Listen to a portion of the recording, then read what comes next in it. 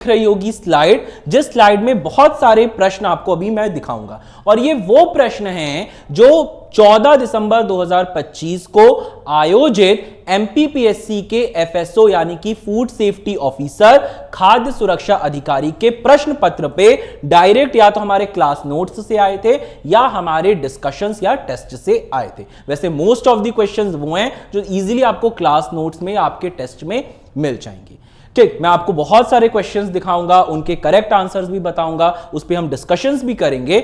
But ये मेरा दिखाने का तात्पर्य क्या है, why I am showing this to you people, कि अगर एमपीपीएससी के एफएसओ में, जिसका हमारा और आपका दूर दूर तक कोई लेना देना नहीं है, वहां पर अगर हमारे क्लास नोट्स से क्वेश्चन आ रहे हैं, हमारे टेस्ट से क्वेश्चन आ रहे हैं, तो सोचिए जिस दिन आप स्टेट सर्विस का एग्जाम देंगे, यानी आपका मेन एमपीपीएससी प्रीलिम्स का पेपर देंगे, उस दिन कितने सारे प्रश्न आपको प्रत्यक्ष रूप से आपके क्लास नोट्स से या आपके टेस्ट से या आपके स्टडी मटेरियल से आपको प्राप्त होंगे। तो आप बहुत सही दिशा में हैं और बहुत सही संस्थान और बहुत सही फैकल्टी के साथ हैं। अब आप उसका कितने अच्छे से प्रयोग कर सकते हैं ये आप पर निर्भर करता है। कमिंग टू द, देखो एफएसओ का जो पेपर था उसमें दो पार्ट थे, एक पार्ट ए था, एक पार्ट बी था।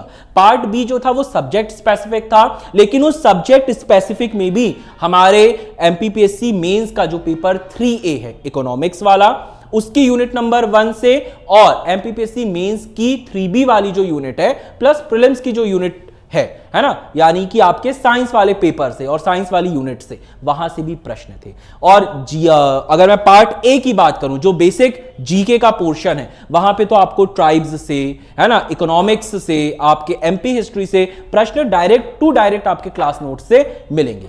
Coming to the first question, the headquarter of ISO, है ना, कहां पर है हेडक्वार्टर आईएसओ का मुख्यालय? आप सब जानते हैं जेनीवा में। और ये हमने कहां डिस्कस किया था? तो ये हमने हमारे पेपर 3A की यूनिट नंबर 1 पे जो स्टैंडर्डाइजेशन वाला टॉपिक है, मानकीकरण वाला टॉपिक है, उसमें हमने ये डिस्कस किया था। करेक्ट आंसर्स नोट करते चलें और क्वेश्चंस आपके लिए भी ये इंपॉर्टेंट हैं। उसके बाद, Which one of the following scheme has now been renamed as प्रधानमंत्री पोषण शक्ति निर्माण योजना? इन शॉर्ट बोलूं तो किस योजना को अब हम प्रधानमंत्री पोषण योजना के रूप में जानते हैं? किस योजना का नाम अब प्रधानमंत्री पोषण योजना हो गया है? Again directly from the class notes से था, और इसका सही उत्तर क्या है? Mid day meal scheme. Mid day meal scheme को अब हम किस नाम से जानते हैं? प्रधानमंत्री पोषण योजना के नाम से हम जानते हैं। ठीक, नेक्स्ट क्वेश्चन पे आते हैं। Maximum percentage of which of the following is present in yellow of a raw egg, यानी जो अंडे का पीला भाग होता है यॉक। तो याद करो प्रीलिम्स की यूनिट नंबर 7 न्यूट्रिएंट वाला टॉपिक बताया था ना कि एग का जो व्हाइट वाला पोर्शन है वो एग एल्ब्यूमिन है, एल्ब्यूमिन इज अ प्रोटीन, और जो येलो वाला पोर्शन है, यॉक वाला रीजन है, अंडे का जो पीला भाग होता है, उसमें क्या पाया जाता है? तो उसमें वसा यानी कि आपका फैट या लिपिड्स पाया जाता है। तो again from the class notes चलते हैं नेक्स्ट क्वेश्चन की ओर। ये अभी पार्ट बी के क्वेश्चन है, सब्जेक्ट स्पेसिफिक वाले। अगेन गवर्नमेंट ऑफ इंडिया ने जो स्टैंड अप स्कीम लॉन्च करी थी, उस स्टैंड अप स्कीम का लाभ या उस स्टैंड अप स्कीम के तहत लोन किनको प्रदान किया जाता है? तो 4 ऑप्शन है, only SC borrower, only ST मतलब सिर्फ एससी वालों को, एसटी वालों को, महिलाओं को, और इसका करेक्ट आंसर है सभी को, एससी को भी, एसटी को भी और महिलाओं को। तो इसका करेक्ट आंसर क्या होगा? Option number D. और ये आपने पढ़ा था अगेन यूनिट नंबर 1 में, 3A जो इकोनॉमिक्स वाला पेपर है उसकी यूनिट नंबर 1 में। हाँ ठीक है। उसके बाद मुख्यमंत्री किसान कल्याण योजना, है ना, the objective, the government of Madhya Pradesh launch the मुख्यमंत्री किसान कल्याण योजना, ठीक है, on 25 October 2003। The main objective of मुख्यमंत्री किसान कल्याण योजना का मुख्य ऑब्जेक्टिव क्या है? आपने पढ़ा था ना कृषि योजनाओं में, एग्रीकल्चरल स्कीम्स के अंतर्गत क्या था? किसानों की आर्थिक आय को बढ़ाना। तो कौन सा ऑप्शन आ रहा है? Increasing annual income of farmers, यानी कि किसानों की वार्षिक आय में वृद्धि। तो इसका करेक्ट आंसर क्या बनेगा? Option number B. और अगेन ये क्वेश्चन था हमारे क्लास नोट्स से, क्लास डिस्कशंस से। Very good, good. ठीक, इसके बाद ये नेटम टेटम को तो हम इसको एलिमिनेट ही रखेंगे। इसके बाद आते हैं अगले प्रश्न की ओर, और वह प्रश्न है कि प्रधानमंत्री किसान सम्मान निधि में कितनी फाइनेंशियल असिस्टेंस फार्मर को दी जाती है, और ये भी आपने पढ़ा था। प्रधानमंत्री में 6000, याद है, वार्षिक रूप में 6000, यानी करेक्ट आंसर क्या होगा? Option number C. MP government 4000 देती है, प्रधानमंत्री योजना के तहत 6000 मिलता है, मिलाकर टोटल 10,000 रुपए किसान को। जी बेटा, अब हाल ही फिलहाल पे बढ़ा है ना, अभी रिसेंटली इसको इंक्रीज किया गया है। हाँ, अब इक्वल हो गया है दोनों का। बट एग्जैक्टली बात करी जाए तो प्रधानमंत्री किसान सम्मान निधि के तहत कितना दिया जाता है? वार्षिक रूप में 6000 रुपए दिया जाता है। हाल फिलहाल पे मुख्यमंत्री सरकार, मतलब हमारी मध्य प्रदेश सरकार ने इसको क्या किया है? इंक्रीज किया है। ठीक है, पर हमें तो प्रधानमंत्री वाला डिस्कस करना है, तो it is 6000। Again class notes में था दूसरा प्रश्न, मनुष्य क्या नहीं पचा पाता? तो याद करो, बताया था यूनिट 7 पे, जब प्रीलिम्स की यूनिट नंबर 7 में हमने डिस्कस किया था, सेल्यूलोस। मनुष्य क्या नहीं पचा पाता? सेल्यूलोस। तो अगेन ये कहां हो गया? हमारे क्लास नोट्स का प्रश्न है कि हमारा मानव सब पचा लेगा पर क्या नहीं पचा सकता? सेल्यूलोस को नहीं पचा सकता। ठीक, उसके बाद अब पार्ट ए का, जो आपका एमपी जीके का स्पेसिफिक पोर्शन है, जिसमें आपका सिर्फ एमपी जीके नहीं, इसमें मैं बेसिक जीके बोलूंगा, क्योंकि यहां पे करंट अफेयर्स भी इंक्लूड होता है, आपका कंप्यूटर भी इंक्लूड होता है।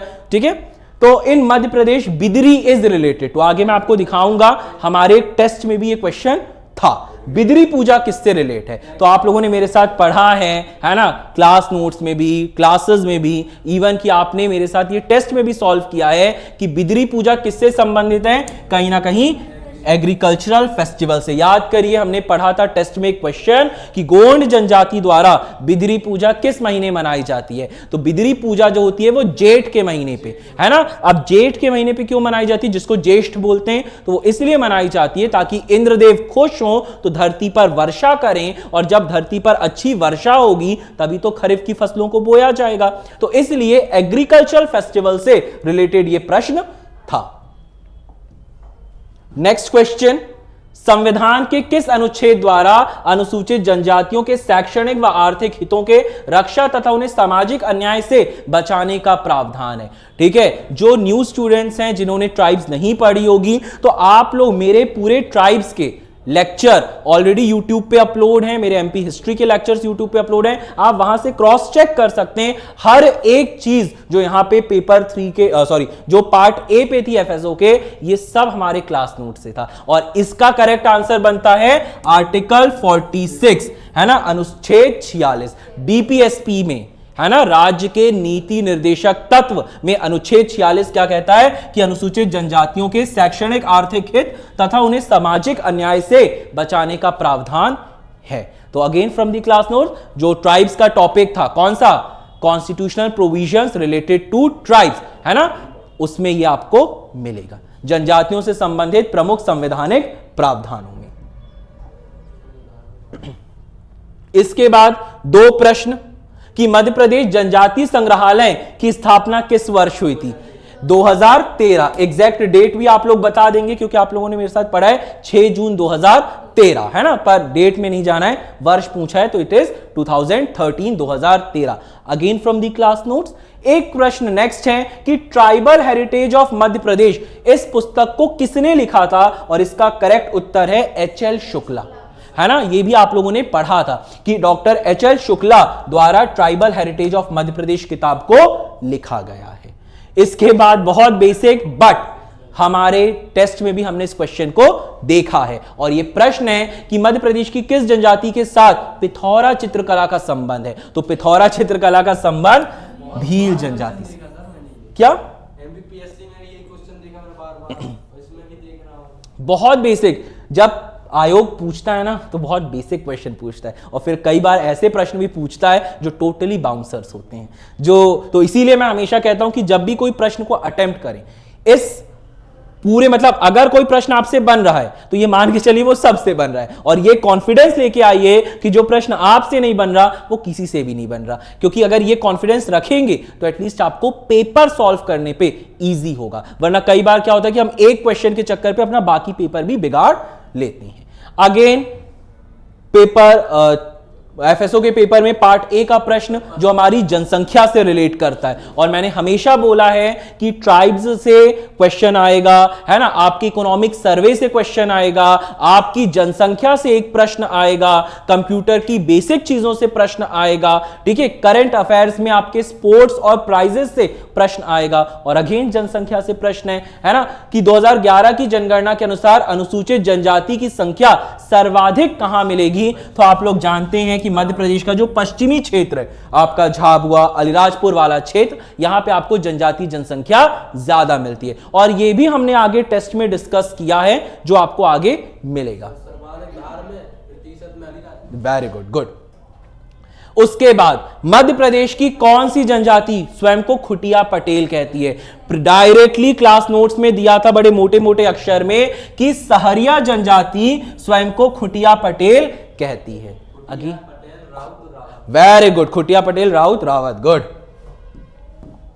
ठीक है। तो ये सहरिया जनजाति खुद को कहती है। अब वही जो मैं बोल रहा था कि जो क्वेश्चन प्रत्यक्ष या अप्रत्यक्ष रूप से अपना रूप परिवर्तन करके कहीं ना कहीं एफएसओ के पेपर में देखने को मिले थे, वही बिदरी पूजा वाला प्रश्न, है ना, क्वेश्चन आया था कि मध्य प्रदेश में बिदरी पूजा का संबंध किससे, और हमने टेस्ट में देखा था कि बिदरी पूजा ऑर्गेनाइज्ड बाय गोंड ट्राइब किस महीने ऑर्गेनाइज करी जाती है। तो जिसने बिदरी पूजा पढ़ी होगी या नहीं भी पढ़ी होगी, अगर आपने टेस्ट पेपर सॉल्व किया था और जिस टेस्ट पेपर में हमसे कोई प्रश्न गलत होता है, तो हमें कायदे से क्या करना चाहिए, उस प्रश्न को अपने कहीं अलग से नोट करना चाहिए या उस प्रश्न को कहीं पे मार्क करना चाहिए। तो आपसे ये प्रश्न परीक्षा में कभी गलत नहीं होता। तो बिदरी पूजा का संबंध जेठ महीने पे और किससे रिलेट करता है, आपके कृषि पूजा या कृषि पर्व, एग्रीकल्चर फेस्टिवल से रिलेट करता है, ठीक है। उसके बाद सागर रतौना पे, हाँ, एक ये प्रश्न है, द अगरिया पुस्तक के लेखक कौन है? तो आपने बैरियर एल्विन, वेरी गुड, ये भी हमने पढ़ा था, है ना, कि द बैरियर एल्विन ने अगरिया नामक पुस्तक लिखी थी। अगेन फ्रॉम, हाँ, इन्होंने लिखी है, वेरी गुड। तो directly again from the class notes. अब नेक्स्ट प्रश्न जो मैं अभी वहां पे स्किप किया था मैंने, कि 1920-21 में सागर में रतौना सत्याग्रह क्यों हुआ था, और हमने भी एग्जाम में अपने टेस्ट में, अपने क्लास टेस्ट में एक प्रश्न देखा था जो मेरे द्वारा दिया गया था, और प्रश्न था कि मध्य प्रदेश में कसाई खाना आंदोलन का नेतृत्व किसने किया था। और वैसे इसका उत्तर तो माखनलाल चतुर्वेदी हैं कि कसाई खाना आंदोलन, जिसको हम रतौना सत्याग्रह भी कहते हैं। यानी again directly from the class test, कि भाई जो क्लास में टेस्ट में आया था वही प्रश्न आपको एग्जामिनेशन हॉल में देखने को मिला। हमने कसाई खाना आंदोलन का नेतृत्व पूछा,